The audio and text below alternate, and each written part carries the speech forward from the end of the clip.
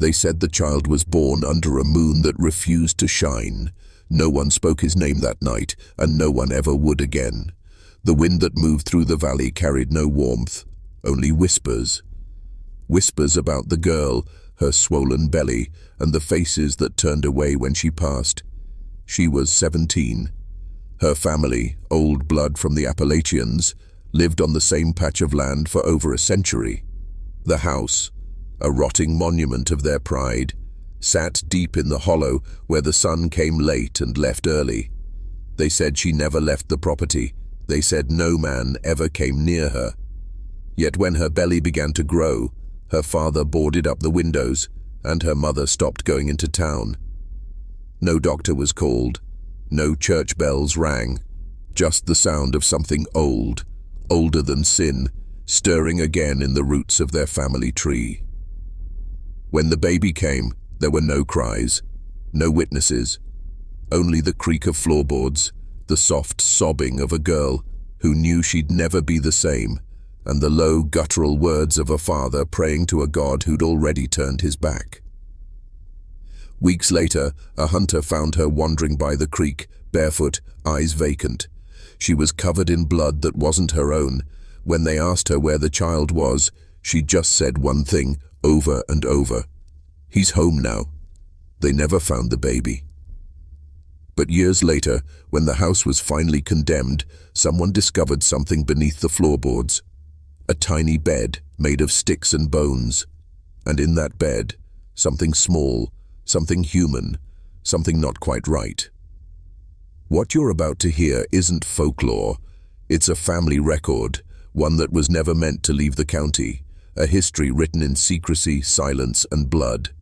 Because the question was never just who the father was.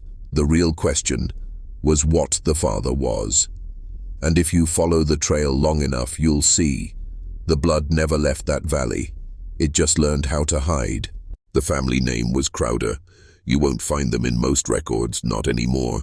The census takers in that part of Kentucky stopped coming around after 1912.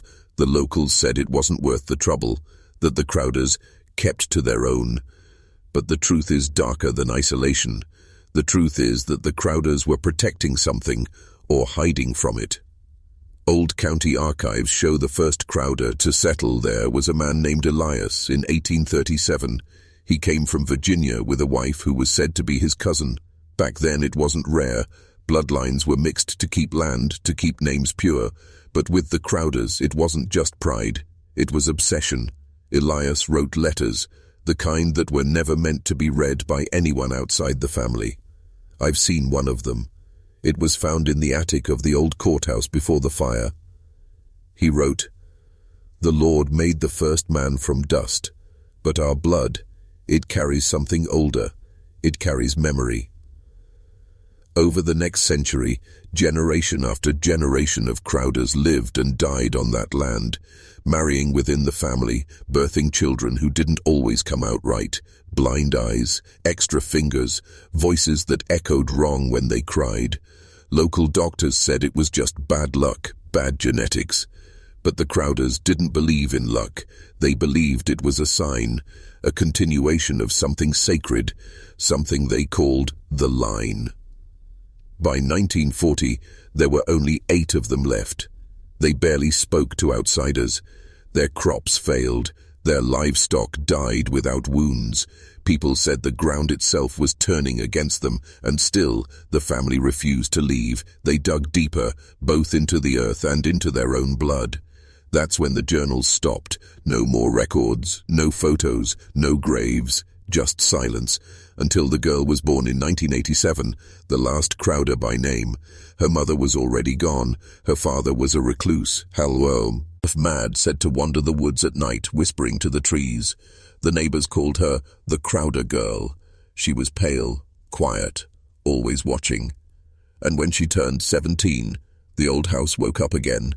The same whispers that haunted the hollow a century before began to move through the valley, and soon her belly began to grow. By the time the girl began to show, the valley had already turned against her. People in town whispered that the curse had started again. They said it was her punishment, or maybe her destiny. But no one dared to ask her. No one wanted to hear what she might say. Her father nailed the doors shut from the inside. He stopped going into town for supplies, living off canned food and the few chickens that hadn't died. He told anyone who came near that his daughter was ill, that she was being tended to. But there was something else in his voice when he said it. Not fear, not shame, something like devotion. The schoolteacher remembered her years later, said she used to draw things, shapes that didn't belong to this world, said she talked about voices coming from the ground telling her to come home, and then she disappeared from school altogether. When the teacher finally went up the hill to check on her, the father met her at the fence with a shotgun. He said, "The blood's not ready yet." Months passed. The house grew silent. No one saw smoke from the chimney. No one saw the girl again. Then one night, a light appeared in the upper window, flickering, pulsing, like something alive. Some said it was a lantern. Others said it was something else, something watching. Then came the crying. Not the cry of a baby, higher, thinner, wrong. It echoed through the hollow and died just as fast. The next morning the old man walked into town barefoot, his clothes torn, his eyes gone completely white. He didn't say a word, just collapsed in front of the general store. When they brought him to the sheriff, he finally spoke.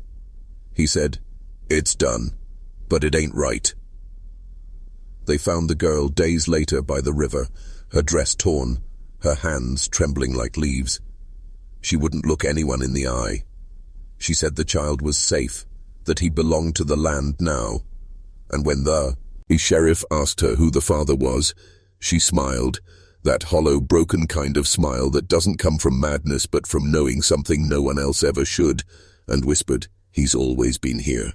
After that day by the river, the girl was never the same. They took her to a hospital 2 counties over, the kind where people disappear quietly.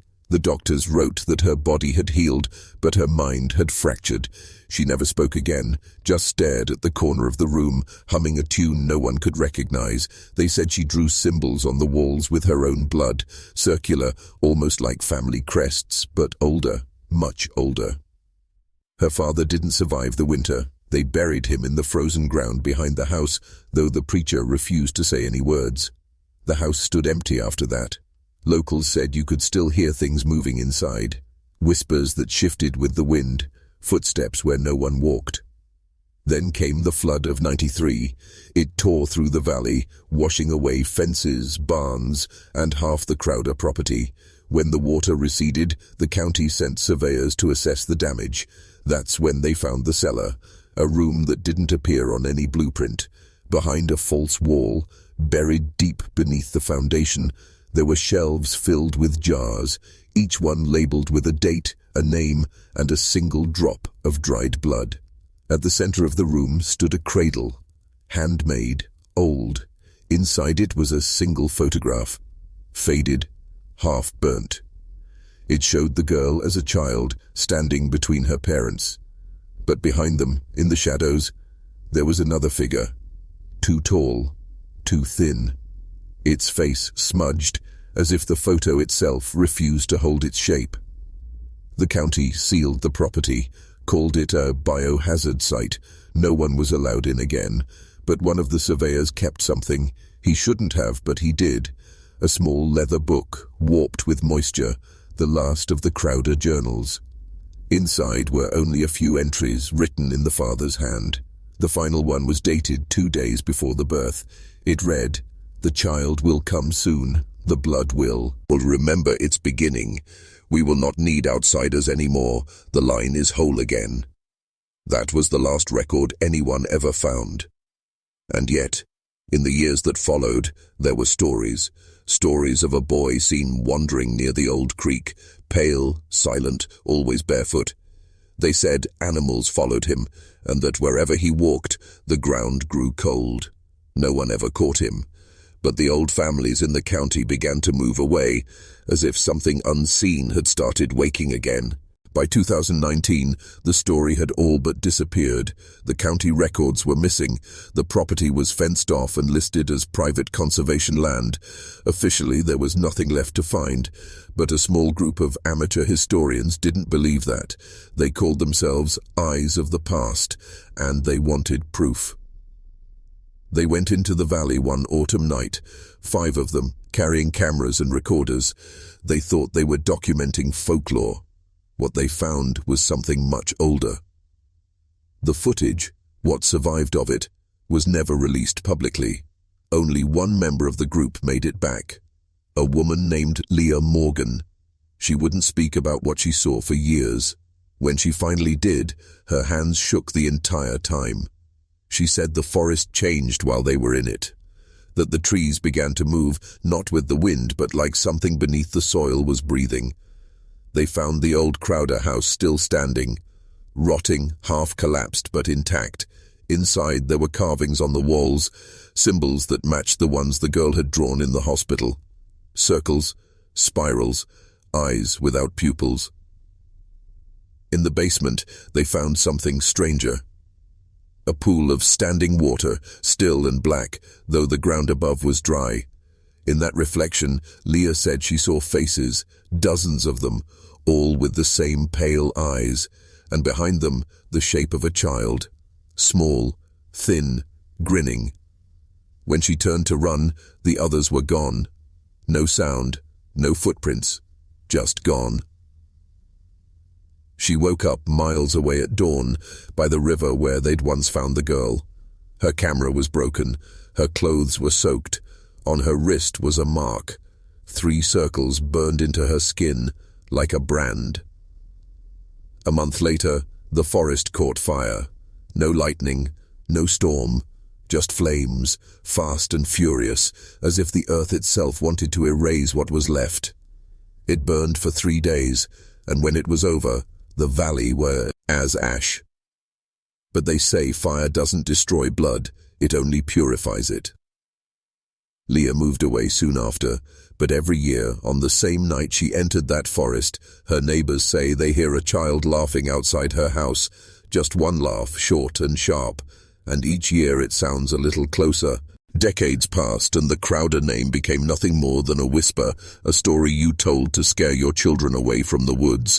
But the thing about blood is, it doesn't vanish. It lingers. It hides in new names, new faces. In 2015, a man named Richard Hale bought the old property at auction. He was a contractor from Lexington, had no idea what the land was or what it had seen. He planned to build there. Cabins, maybe a resort. But the first time his crew broke ground, they hit something hard beneath the soil. Not stone, not wood, bone. Dozens of small bones arranged in a perfect circle. Hale called the sheriff, who called the state. But by the time they arrived, the bones were gone, vanished overnight. His men quit the next day, said the air tasted wrong, that they heard crying from inside the trees. Hale stayed, prideful, determined. He wasn't the kind of man to believe in curses, not yet. But within a week, he started to change. His workers said he'd walk into the forest for hours and come back barefoot, muttering to himself. Then one night, he woke his wife covered in mud and told her she was pregnant. She laughed. They couldn't have children. They'd tried for years. But weeks later, it was true. The doctor called it a miracle. The locals called it something else. When the baby came, Hale refused to let anyone see it, said the world wasn't ready. Neighbors heard screaming from the house, not pain, not joy, but something like worship. And then silence. The sheriff came to check on them 3 days later. The wife was gone. The cradle was empty, and Hale was sitting on the porch, smiling, said the blood was home again. They say he left town that night, drove into the hills, and never came back. But people still see him sometimes, a man wandering the valley, whispering to the trees. Sometimes he's alone, sometimes he's holding a child's hand. And the locals don't go near that land anymore. The new maps don't even mark it. Just a blank patch of forest, untouched, unclaimed, and still breathing. If you're still watching, you're already braver than most. Tell us in the comments. What would you have done if this was your bloodline? Would you have run? Or would you have gone back to finish what they started?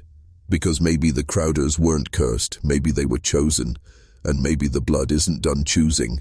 There's one more thing Leah never told the public, not until the end. 2 years before she died, she sent a letter to the local historical society. No return address, no signature, just a single sheet of paper wrapped in old newspaper. Inside was a birth record, dated March 4th, 2020. The name on the certificate was simple, Elias Crowder. The address listed was hers. She'd never married, never had children, and the hospital had no record of that birth. The paper was tested. Not new, not old, something in between. The ink had no traceable composition. When the archivist held it to the light, he said he could see faint veins running through it, like it had been written on something alive. They burned the letter after that, or so they said. But not long after, a new house went up where the Crowder home once stood. Built by a development company no one had heard of, under a name that doesn't appear in any registry. Locals say at night you can see a single light burning in the window, just like before, a warm glow that never flickers, never fades. And sometimes, if you stand close enough, you can hear a baby crying, but the sound isn't sad, it's steady, like breathing, like waiting. Maybe the Crowders weren't just another story of decay and madness. Maybe they were part of something the world was never supposed to remember, a lineage that reached too deep, too far back, into the soil that built this country. A reminder that some families weren't made by God's hand, but by something that came long before him. They say the blood remembers, that it calls out across generations, looking for a voice to answer. Maybe it's not finished yet. Maybe that's why you're still listening. Because stories like this, they don't find you by chance. They find you because they recognize something familiar, something old, something already awake. So if tonight you hear Fuan steps outside your window, slow, dragging, soft, don't be afraid. Just remember what the Crowders always said. The blood comes home eventually, and when it does, it always knows your name.